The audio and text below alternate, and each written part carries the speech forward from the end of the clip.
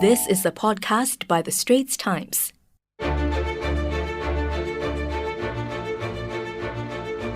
Welcome to Power Play, a new series which is part of the Straits Times Asian Insider podcast channel. I'm Carissa Yong, ST's US correspondent based in Washington, D.C.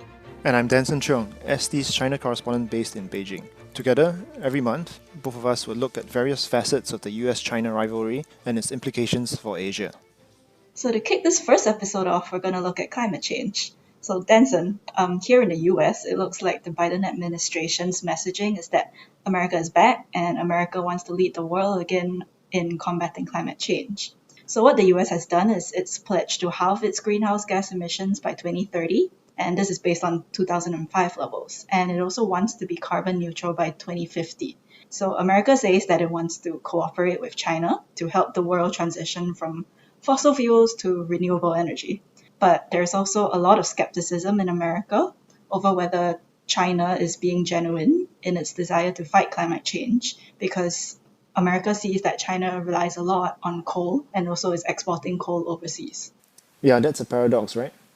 Yeah, it's a bit of a paradox to grapple with because China is leading in some areas like solar and wind energy and electric vehicles, but at the same time it's also still heavily dependent on coal, and coal's been called the dirtiest fossil fuel because it puts out the most CO2 per unit of energy. So I'm curious about how China sees America's climate ambitions. Are they seen as something to browbeat China with? Because some of the emails that I get from ST readers in Singapore, they say that America is being hypocritical since it's the world's second largest greenhouse gas emitter. And it's actually ahead of China if you count emissions on a per capita basis. So how much does China view climate change as an area for cooperation? I think you're right, Carissa. I think what has become increasingly clear is that climate change has become this new arena for both US-China cooperation and competition. You raised very good points about the skepticism over China's climate goals and, its spotty record. And I think, we'll get to them in the course of this episode. But I think the first thing to note is that the Trump administration's backsliding on climate has been a real gift for China. It allowed, I think, Beijing to take a greater leadership role in this very, very important global issue. And in many ways, President Xi Jinping has attached his own personal signature to China's latest climate goals. I think we all remember the moment last year when he pledged that China would peak carbon emissions by 2030 and become carbon neutral by 2060. And for the world's largest emitter of carbon dioxide, it was a momentous goal that they set. But of course, as you rightly point out, there's been a fair bit of skepticism over whether China is actually serious about meeting these targets. And I think the main issue is that it sort of hasn't provided details on how it intends to meet these its carbon neutrality goals. Having said that, in my view, I think much of the skepticism over China's ambitions are misplaced. Misplaced skepticism. You think so? Beijing, I think, knows that the low carbon economy is the future, and it is in its future economic interests for it to reduce carbon emissions, its reliance on coal and other heavily polluting industries, and sort of position itself as a leader in these emerging renewable energy technologies.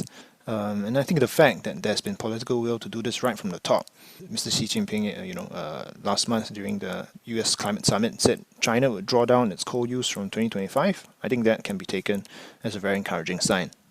But the one thing I'm quite interested to know, from you, Carissa, is how the US is balancing competition and cooperation with China on this issue of climate change. Yeah, so it's all about balance. So one interesting thing is that America is casting this climate fight as part of its strategic competition with China. So Blinken, US Secretary of State Antony Blinken, he said that it's difficult to imagine the US winning the long-term strategic competition with China if it cannot lead the renewable energy revolution. So he's talking about competition, and he says that America has to catch up with China so it can shape the world's climate future and create jobs for Americans.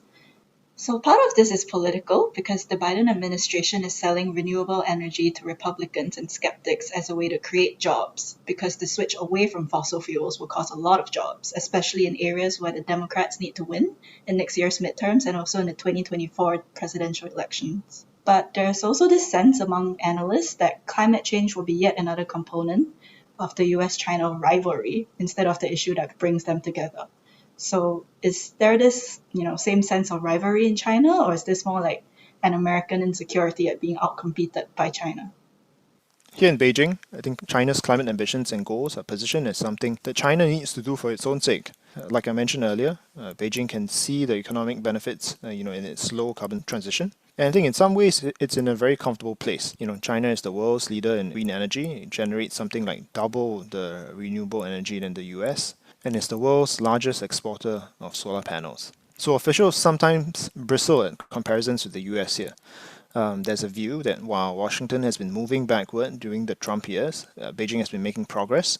So now the US must first catch up and get its own house in order before it can criticize China. Yeah, Blinken himself says that the US must get its house in order so that it can compete with China.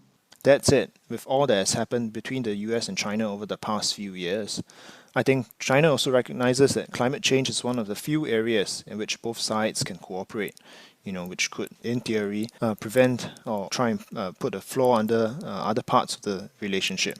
We saw some of that when climate envoys Xie Zhenhua and John Kerry met in Shanghai last month.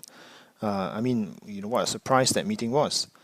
I don't think there was a lot of optimism after initial talks between US and Chinese diplomats in Alaska earlier this year.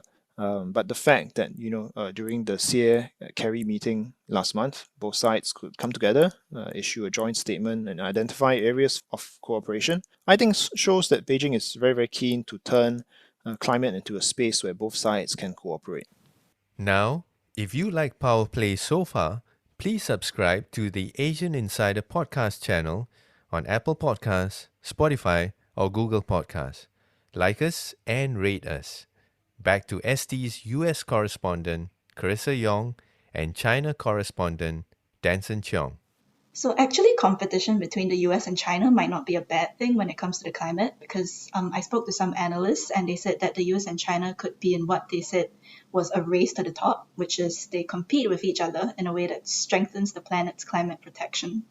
So for example, if the US manages to turbocharge its electric vehicle manufacturing and sales, it can compete with China for the overseas market, and that can bring the price of vehicles and batteries down and also make them more readily available.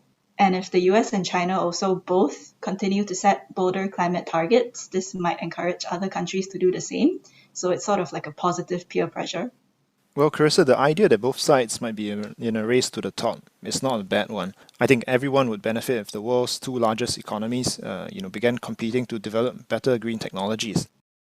But there are also issues where Asian countries might once again be caught between the US and China, because the US has said it will call out countries, and it used the words call out, that rely heavily on coal or invest in new coal factories, and this is definitely a reference to China.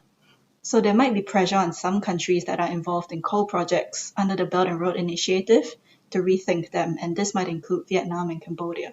But I think what China needs to do now, if it wants to cement its image as a global leader in fighting climate change, is to first lay out a plan for decarbonization to demonstrate that it means what it says.